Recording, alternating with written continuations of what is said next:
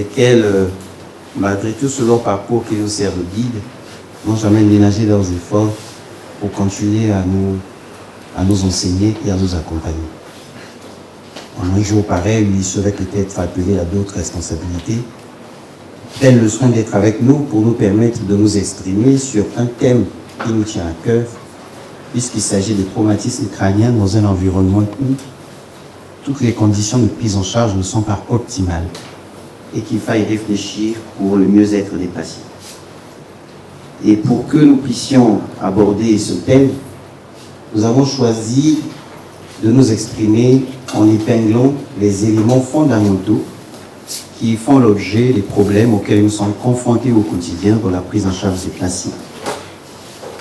Et bien sûr, ces problèmes sont soulignés tout au long des travaux scientifiques que nous avons pu publier avec le soutien et l'encadrement de nos maîtres. Si ce thème retient notre attention, c'est parce que il est de plus en plus considéré comme une épidémie silencieuse en raison de l'inadéquation entre la sévérité du problème et la préoccupation et l'ensemble de mesures qui sont mises en branle pour faire face à ce dernier. Lorsqu'on parle de traumatisme crânien, il s'agit de la première cause de décès et de handicap durable chez les sujets de moins de 40 ans, et ce à l'échelle mondiale. 10 millions de personnes par an en souffrent, et aujourd'hui, grâce au développement de l'imagerie, notamment la taurodensitométrie, la prise en charge est actuellement codifiée. Et la mortalité, grâce à cette codification, est passée de 50 à 25%. Malheureusement, l'ampleur du problème reste sous-estimée sous nos cieux en raison d'une insuffisance quantitative et qualitative de données. Les données sont essentiellement hospitalières. Au Congo, notamment au centre hospitalier universitaire de Brazzaville, un patient sur 10 qui est admis aux urgences chirurgicales est victime de traumatisme crânien. Et ces patients constituent la quasi-moitié des patients que nous avons en hospitalisation, avec une fréquence de décès de l'ordre de 10%. Et donc, c'est dans le but de décrire les conditions de ces prises en charge et de réfléchir tous ensemble que nous choisissons de commencer notre propos par des topics, des éléments fondamentaux qui permettent justement d'argumenter nos préoccupations. Ici, sur le vue postérieur de la tête, nous avons les éléments de contingence anatomique, à commencer par l'encéphale observé, qui présente à l'écrit des sillosités appelées sillons, et donc qui cachent un espace en profondeur. Et cet espace caché est le plus important en volume au niveau du parenchyme cérébral, le double. Et ce qui se passe, c'est que lorsqu'il y a un œdème au niveau du cerveau, il y a un déplissement. Et donc, si on voulait éviter, expérimentalement parlant, une situation d'œdème, il faudrait que l'être humain ait un volume céphalique 2 fois supérieur au volume actuel. Pour dire combien l'hypertension intracrânienne constitue une situation de contrainte au niveau du parenchyme cérébral. Le deuxième élément, ce sont les méninges qui recouvrent le parenchyme. Il s'agit de la chimère qui n'est pas visible ici, puisqu'elle est intimement liée au parenchyme cérébral. Il y a ensuite la rachloïde, appelée ainsi parce que cela ressemble à le toile d'araignée, en référence aux arachidés. Et nous avons enfin la diurnaire, qui est une épaisse couche fibreuse. La diurnaire aménage des espaces, notamment la faute du cerveau où s'achenoue le sang collecté des 2 cortex cérébraux. Ce qui veut dire que toute situation de traumatisme sur ce parcours, ou une obstruction au niveau de ce sinus, va gêner le retour veineux et occasionner un édème cérébral. Ici, nous présentons la torse du cervelet qui permet de distinguer en haut donc les 2 hémisphères cérébraux et en dessous ce que nous appelons la région sous-frontorienne ou fosse cérébrale postérieure. Et l'organe majeur ici, en dehors du cervelet qui est visible, c'est le tronc cérébral qui est de l'autre côté et qui contient les noyaux des principaux nerfs crâniens et constitue le centre ou la source des principaux signes vitaux. Malheureusement, c'est un environnement qui est exigu au plan anatomique, de telle sorte que tout surgain de volume est susceptible d'entraîner une hypertension intracrânienne et de mettre en jeu le pronostic vital.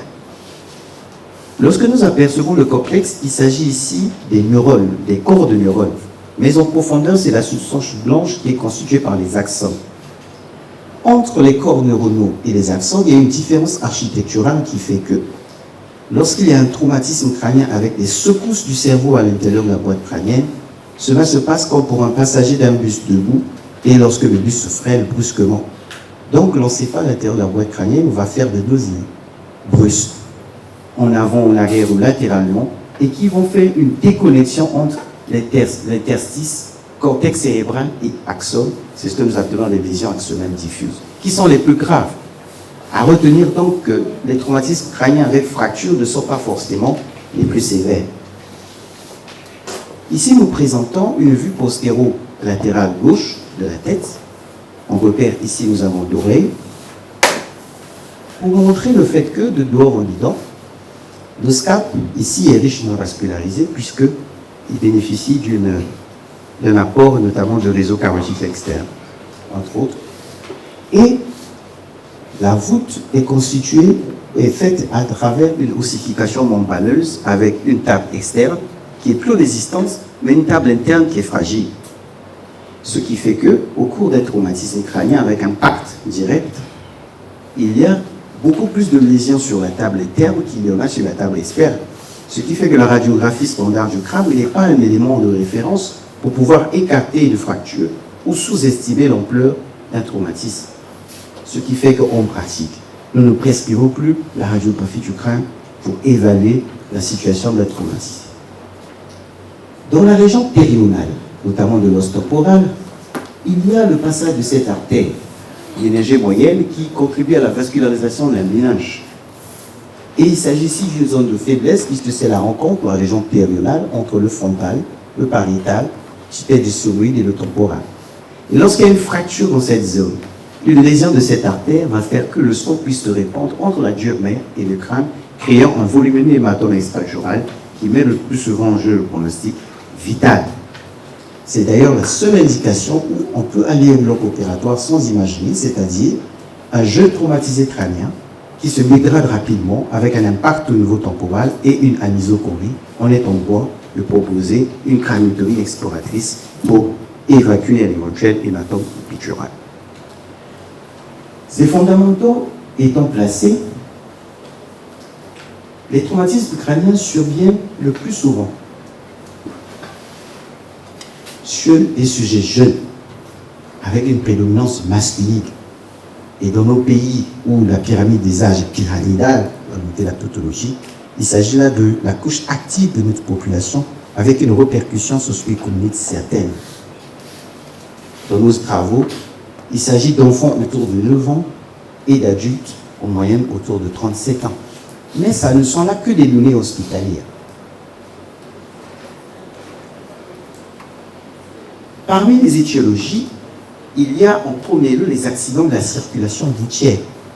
C'est vrai qu'il y a les chutes, il y a les agressions, mais c'est d'abord les accidents de la circulation routière qui constituent d'ailleurs le premier cause de mort, si on cumule toutes les données statistiques.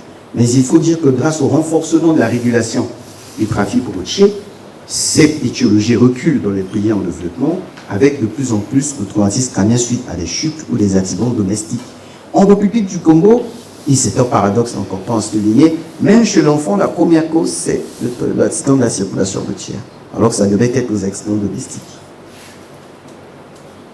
À Brazzaville, un travail de notre confrère, Dr Douilo, a permis d'identifier près de 2176 accidents de la circulation routière pour les patients qui sont admis en milieu hospitalier et à partir des données du ministère de l'Intérieur. Et il faut dire que l'inconvénient ici, c'est que nous n'avons pas de données permettant d'apprécier cette situation au plan national.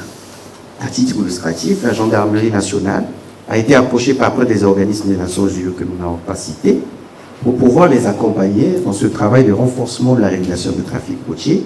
Mais ce projet n'a pu aboutir parce que, au niveau local, ils n'ont pas pu disposer des données permettant d'apprécier la manière à laquelle il fallait procéder. Et cela nous interpelle. Les motocyclistes constituent les premières victimes de notre contexte. Et cela est également observé en République démocratique du Congo. Et le port du casque reste marginalisé, sauf lorsqu'on a des situations de contrainte appliquées par les autorités. Et lorsque nous nous rapprochons de ces motocyclistes, dans le cadre d'un travail de thèse, pour lequel d'ailleurs nous avons bénéficié des lumières de notre maître son époque. Les motocyclistes ont un faible niveau de connaissance, d'attitude et de pratique en ce qui concerne le port du casque. Une fois que le traumatisme crânien arrive ou survient, il est essentiel de distinguer le volet pré-fuite intra-hospitalier de la prise en charge.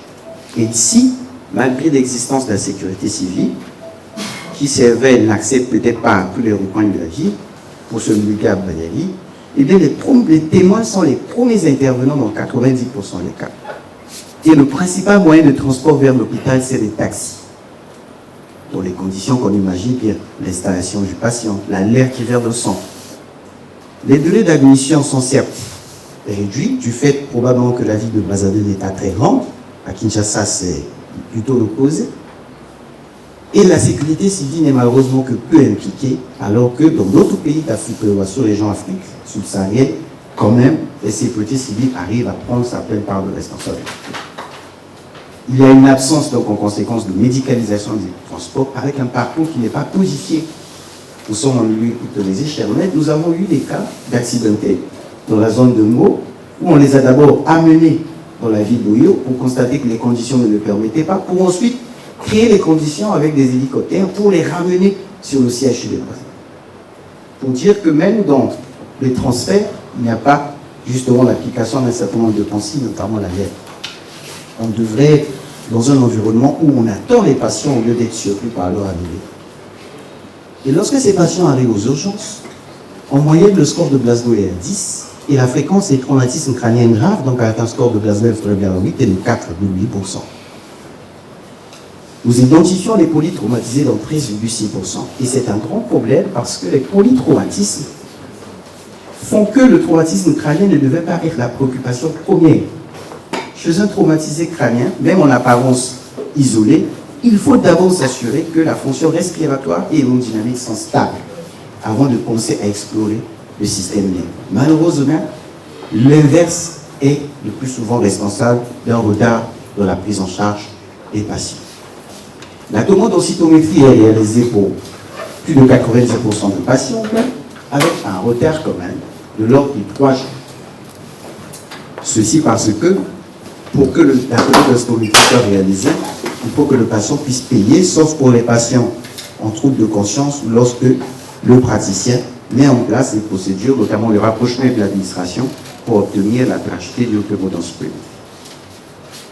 Pour les patients qui nous viennent d'autres structures hospitalières, il y en a même qui arrivent en taxi. Et lorsque nous nous sommes rapprochés de nos confrères et consoeurs des hôpitaux de référence, au nombre de 31 sur les 33 de la République, toujours sous les auspices de notre maître professeur Louis-Pas, dans le cadre des thèses, nous nous sommes rendus compte que nous avons un faible niveau de connaissance, de pratique, en ce qui concerne la prise en charge de traumatisés crânio-encéphaliques en phase aiguë. Ces patients font l'objet d'une exploration paraclinique, et parmi les lésions qui sont purement neurologiques, nous avons identifié en premier l'hématome équidurant, suivi de l'hématome subdural aigu. Et à ces niveaux, la craniotomie, qui consiste en une ouverture du crâne, traitement de la lésion, puis refermeture, reste la technique la plus utilisée. Il est vrai que pour l'hématome subdural aigu, la technique de référence, c'est une ablation d'une moitié du crâne, parfois de deux en fonction du siège de lésion. On va garder le volet ainsi pour le confectionner donc la paroi abdominale. On va admettre le patient en réanimation et lorsque la pression intracrânienne est stabilisée, on peut a posteriori envisager une remise en place du volet. Mais dans notre contexte, nous imaginons bien que 2 interventions chirurgicales, ce n'est pas toujours évident à garantir. Donc nous reposons le volet sans l'attacher et c'est ce que nous appelons la technique du volet flottant. Mais là aussi, nous avons un problème de délai. Le temps que la famille puisse réunir les produits, lorsque l'administration n'est pas intervenue, c'est difficile. Et naturellement, nous comprenons que la plupart des femmes du monde ne peuvent faire avec ce qu'elle a. L'administration, nous allons surtout la solliciter pour les patients démunis, qui n'ont pas d'environnement familial et surtout qui sont en situation de péril vital certain. Sinon, nous avons épuisé le peu de ressources que nous avons. Et ici, nous sommes en train de montrer les conditions dans lesquelles nous opérons ces patients. Nous avons plusieurs situations. À l'extrême gauche, nous voyons combien nos étudiants, en diplôme d'études spécialisées de chirurgie générale, sont déjà familiarisés à la confection d'un trou de trépan, qui sont capables de faire ce genre de geste.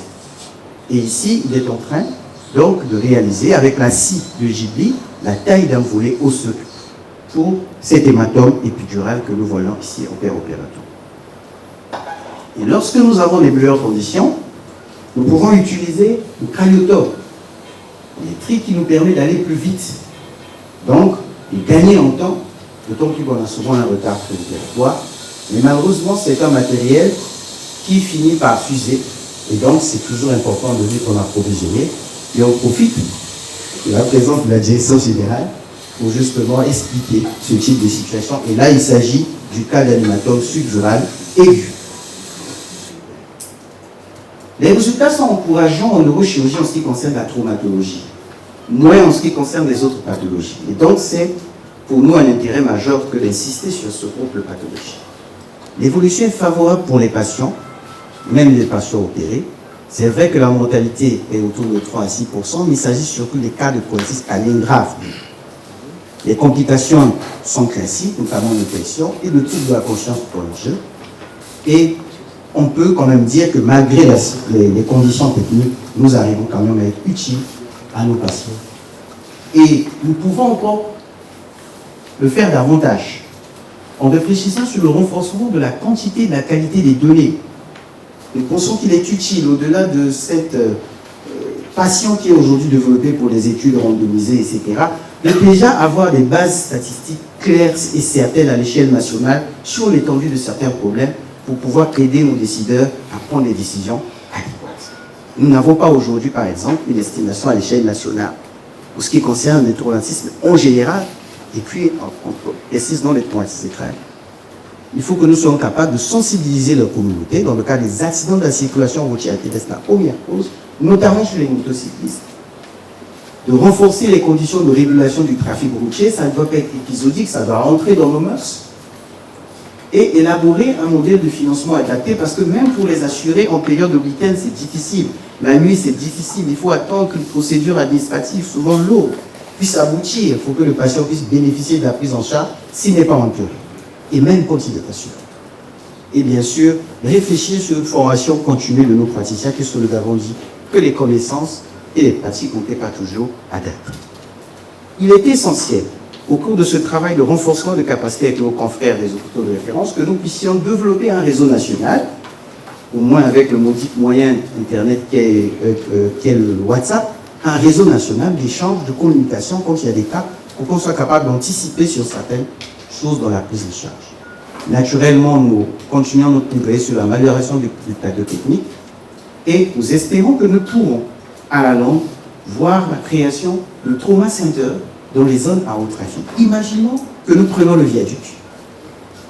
Nous allons, avec souvent de la vitesse, nous rendre sur Oyo et Ouessou.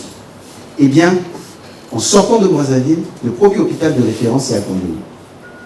Même avec les 12 hôpitaux, si on y arrive, il n'y a pas de centre hospitalier de niveau 2 tout le long de la route nationale, alors que nous savons que c'est une route qui est pourvoyeuse de décès en rapport avec les accidents de la circulation. Le développement d'un réseau africain de neurotraumatologie et bien sûr le partenariat sud-sud avec la collaboration avec des institutions internationales qui peuvent nous aider à condition que nous sachions exprimer notre besoin. Et donc, en conclusion, nous pourrons dire que les traumatismes crâniens sont une urgence médicale et sociétale majeure et que la qualité des données manque encore. Que le profil des patients est essentiel à identifier pour pouvoir savoir comment prévenir. Et la prise en charge préhospitalière demeure encore insuffisante. Nous avons l'avantage d'avoir une flotte, d'avoir un parc automobile, d'avoir un personnel au niveau de nos services de sécurité civile. C'est l'occasion de dire qu'il faut que nous nous rapprochions de nos confrères pour pouvoir faire ensemble un travail de fond pour améliorer cette prise en charge préhospitalière. La gestion en urgence repose sur celle du temps et la prévention des agressions cérébrales selon les règlements systémiques, d'où la nécessité des protocoles. La chirurgie est réalisée dans près de 10%, mais il faut reconnaître que le problème des traumatismes crâniens graves reste pendant. Chers maîtres, chers collègues, voici les contenus de notre propos et nous vous remercions pour votre attention.